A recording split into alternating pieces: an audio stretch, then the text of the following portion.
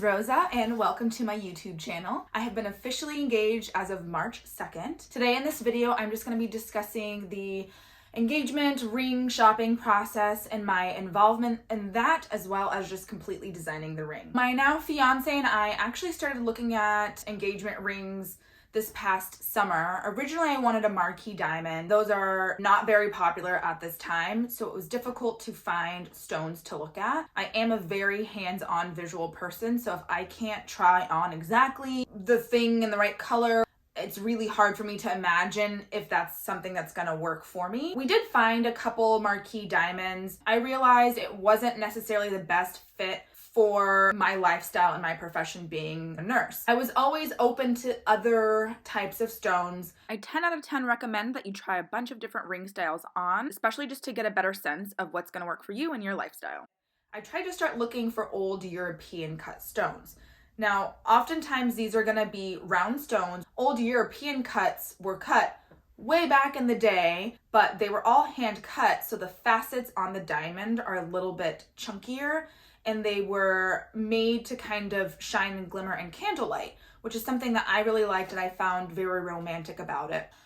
Victor by Ron is the website that I was looking at for a while and getting a lot of inspiration for my ring, as well as Pinterest and looking at different antique type of setting. Oftentimes there was a lot of millgrain, engraving, and different details in the bands and small things that made a ring really special, and that's kind of what I drew inspiration on with my ring and something that I wanted while still being modern. Luckily, I finally was able to find a local jeweler that actually had old European cut stones. This is something that is very difficult to find now. I mean, there's tons of them in New York, so I'm really happy that I was able to find some in my area because a lot of local jewelers don't have old stones. Did try on a few old European cut stones and I absolutely love the way they look. I like that they're not necessarily perfect, but the sparkle to them is like this really soft glimmer, and I'm completely obsessed with my ring.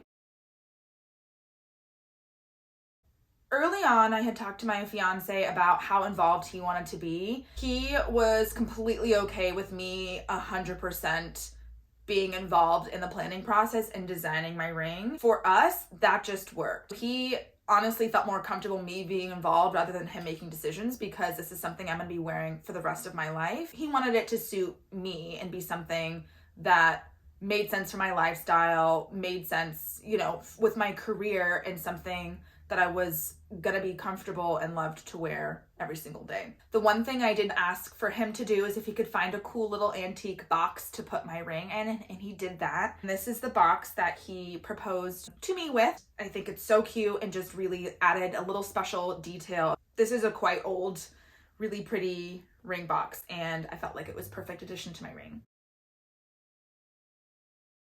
So in terms of actually designing the ring, first, I started off with a stone. My fiance and I narrowed down the exact stone together. One of them was an oval at the time and realized that just wasn't gonna, it didn't really bring much joy when I put it on. And he also really liked this particular stone as well. From there, I worked with a jeweler to kind of create a custom design, again, bringing in different pieces from Pinterest and little elements that I liked about antique vintage type of rings.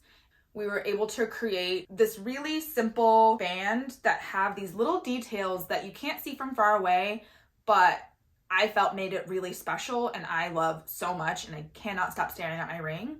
So some of the details that I had in this were having 8 prongs to it. A lot of the old vintage styled rings have a lot more prongs on it, and I felt like this kind of softened the look of the diamond. Right around the edge of the crown where the diamond's being held, I have this tiny little millgrain beading, and I was toying back and forth whether I wanted something on the band or not, and I decided to stick with a simple band so that when we find a wedding band to add to it, it's not going to be too much and I don't have to worry about matching it perfectly. I can put whatever band I want. The whole design process took at least 3 months in terms of once we actually had the stone to at least being engaged. It took a lot longer than I expected. During that time, a lot of people at work knew I was already planning a wedding. Given the time of our wedding, I just felt like needed to start planning, and I couldn't necessarily wait to be, this more traditional sense of being engaged first. I did feel a little sense of judgment from a few people. I don't know. For some reason, once you start planning a wedding, a lot of people kind of put their judgments on there. A lot of people are happy for you as well, but I felt a lot of people started bringing up when they got engaged and just telling me like, oh, well, I never wanted to be involved. My husband, like, he picked out the ring and it's perfect. Okay, great for you. The end of this, my point to say is, if it works for you to be completely involved in any way or completely involved in designing your ring, do you. It's your future, it's your marriage, it's your ring that you're going to be wearing for the rest of your life. I don't think that should matter. Personally, for me, if I wasn't involved, that would have been weird to me. This is something that you're going into a partnership to do things together. Why wouldn't I be involved in this? That's something for me. This is not to say put any shade to people who are not involved. That's great. It works for you. But I don't know many people who are as involved as me, and I was a little bit worried that I was going to be missing out on this element of surprise because, you grow up your whole life being like, one day I'm going to be proposed to and it's going to be this complete surprise and I'm going to be like, oh, like on top of the clouds. And for a lot of people that may be the case, but that wasn't our reality, and that wasn't going to make sense for us.